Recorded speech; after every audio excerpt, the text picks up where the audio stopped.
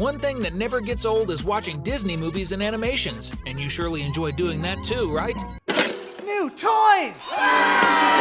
So, did you notice when Riley from Inside Out made a special appearance in Turning Red? It's hard to imagine, but indeed the two most famous teenagers from Disney movies of the last decade have been in the same scene. This happens when Mai Lee turns into a giant red panda in the middle of school. To hide, she runs through the halls towards the bathroom, passing by a pair of students carrying a trumpet. She passes by so quickly that the two students end up spinning and getting dizzy. And when that happens, we can notice that the girl simply has the same appearance as Riley from Inside Out. The question is, how is that possible? Honestly, I have no idea, but it's definitely true that the girl looks a lot like Riley. And that's just one of several Disney character appearances in other movies. Now, let's move on to Big Hero 6, the animated film released in 2014 featuring Hero as the protagonist, alongside Baymax. When Hero is talking to Aunt Cassie, we can see in the background several frames and photos of the family. And we can notice that in one of them, Hero's aunt's cat is wearing a very different outfit. Note that he's dressed as Stitch, which is one of the main characters from the movie Lilo and Stitch, also a science fiction film, but released in 2002, 12 years before Big Hero 6. Certainly, Toy Story 4 is a Disney movie with one of the most touching endings of all time. After all, if you didn't get emotional about the farewell between best friends Buzz and Woody, you probably don't have a heart. But some Disney fans also got quite emotional when they saw a beloved character from another movie appearing in this one. We're talking about Little Boo from Monsters, Inc., who is not so little anymore. We can see the character make a very interesting appearance in the scene of the shooting gallery at the amusement park of Lost Toys. Boo is one of the kids trying unsuccessfully to knock down the targets while the attendant couldn't care less about the dishonest system used in the game. We can see her looking sadly at the guy who's just listening to his music, so we can tell that the girl is really Boo, just a little older than the version we see in the Monsters movie. Now I get it! We also find a crossover involving the first two Pixar films, Toy Story and A Bug's Life, which happens in Toy Story 2. This is because at the end of this same movie, in the post-credit scenes, two characters from A Bug's Life appear, Flick and Heimlich. They are on one of the branches that Buzz ends up passing by, throwing the two far away. Clearly, the animators of Toy Story 2 were trying to convince someone to produce a sequel to the Insects movie, but I think unfortunately that didn't work out, since that was in 1999, and so far we have no news about it. Are you saying I'm stupid? Speaking of Toy Story, in the second film of the franchise, we see the appearance of two characters from the movie A Bug's Life, which was officially released right after Toy Story, being the second big success of Pixar. When Buzz is inside the toy store, we see Flick and Dim among the toys that are in their packages and haven't been sold yet. And since you're obviously a fan of animated movies just like us, prove it to us and comment below #Pixar, referring to the biggest animation company in the world. Now, remembering A Bug's Life, let's talk about a relationship that exists between the movie and Monsters, Inc. If you've watched Flick's adventure, you know very well that he finds his unlikely heroes in a circus tent for invertebrates. In one of the movie's scenes, we see that the place where the circus is set up is the garden of a trailer. Many Pixar fans never realized, but this is the same trailer that appears at the end of Monsters, Inc., when we see a family trying to get rid of Randall thinking he's an alligator that invaded the trailer. This is so true that even the same pizza car Easter egg is next to the trailer. If you've watched WALL-E, you surely know it's one of Disney Pixar's great movies.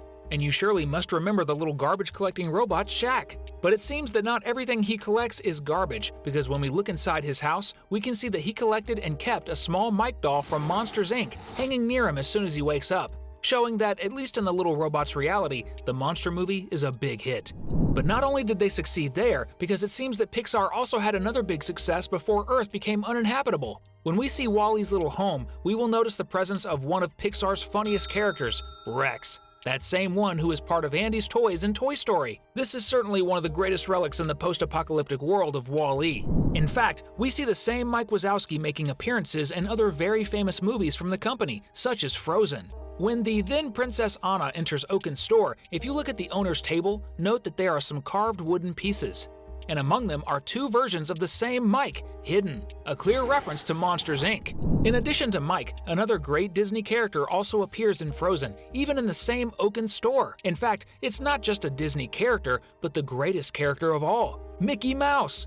When Anna is picking boots and a warming blanket in the store's winter section, among the items on the shelf we can see black and red colors. If you zoom in on the image, you'll notice that it's exactly our Mickey Mouse hidden there, like a good old Easter egg. But we have to be honest and say that Mickey isn't the only classic Disney character to appear in recent films, because another of the great characters of the company made a special appearance in the movie Luca. When the movie's protagonist and Julia are in the girl's room, if you look at the foot of her bed, you'll see a doll of none other than Donald Duck himself, one of the company's most valuable characters. In fact, the brawling duck doll is wearing his typical sailor blue outfit and his beret. Great reference! And if you've made it this far, it's because you definitely love animations just like us. So, subscribe to the channel if you haven't already, so you can watch our next videos too! Back to Julia's room, we see Luca with an open Pinocchio book, which is an Italian origin tale, which makes sense since Porto Rosso is in Italy. And for those who don't know, the movie about the wooden puppet who comes to life was one of Disney's first big hits. For this reason, it's only fair that the character appears in one of the company's modern-era movies. That's exactly what happens in Tangled, in the tavern scene. When we see the drunk Cupid being swung from side to side, if you look up, you'll notice that our dear Pinocchio is there in the stands watching all the chaos that the characters are causing in this scene. But going back to talking about monsters, Mike isn't the only one to make special appearances in other Disney movies, because Sullivan also has his appearances. One of them happens in the bold-haired Princess Merida's movie, when the daughter of the ruler of the Kingdom of Dunbrach enters the house of the little woodcarver, who is actually a disguised witch. We can notice that among the wooden items in the shop, there is a piece where Sullivan was engraved very precisely, as if the person who made the image knew Sully. But of course, this is just a theory. Going back to Toy Story, we also find other characters appearing in other movies. One of these appearances happened in the movie Up. When Carl manages to fly towards Paradise Falls, we see his house pass by the window of a child's room. If we look closely at the scene, we'll notice a Lotso in there. That same villain from Toy Story 3. We just don't know if it's the same character or just another Lotso. Now let's talk about the franchise of heroes that Disney Pixar created, The Incredibles.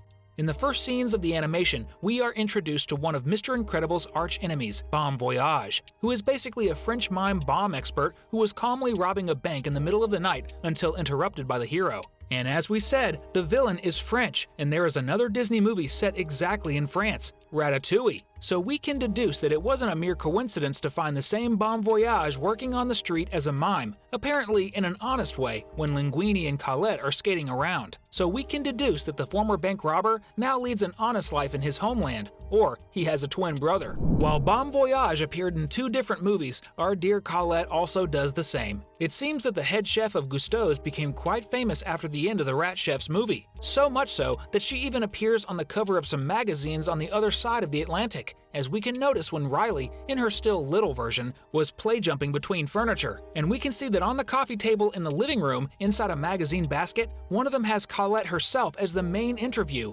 showing that the restaurant is really a big success even to this day. And surely watching Disney's greatest hits is something everyone loves to do. And since we know you enjoy cartoons and animated movies, we're leaving 2 very good videos for you on the screen now, so you can keep enjoying the content of our channel. And the best part, we'll be able to continue together. So, see you in the next video!